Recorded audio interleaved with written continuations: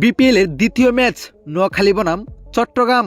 জেনে নেওয়া যাক দুই দলের কনফিডেন্স সম্পর্কে ও একাদশ।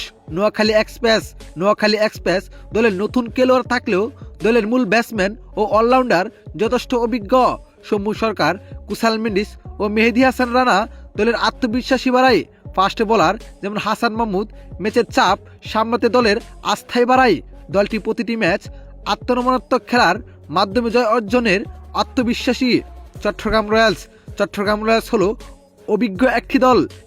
নিরসন ডিকুয়েলা, মেহেদী হাসান ও আবু হেদার রনি দলের আত্মবিশ্বাসী। ফাস্ট বোলার দলের শক্তি বজায় রাখে। দলটি যে কোনো পরিস্থিতি সামলাতে এবং বড় স্কোর করতে আত্মবিশ্বাসী, বিশেষ করে অভিজ্ঞ খেলোয়াড়দের কারণে। যেমন হতে পারে দুই দলের একাদশ।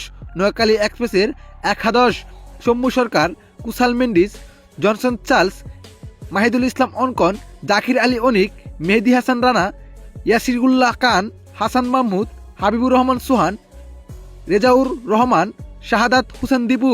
চট্টগ্রাম রয়্যালসের একাদশ: নিরসন ডিকুয়েলা, মোহাম্মদ নাইম, মাহমুদুল হাসান জয়, মেহেদী হাসান, আবু হিদার রনি, মাফিজুল ইসলাম, রবিন, জিয়রুর রহমান, শরীফুল ইসলাম, তানবীর ইসলাম, সুমন খান, আরাফাত সানি।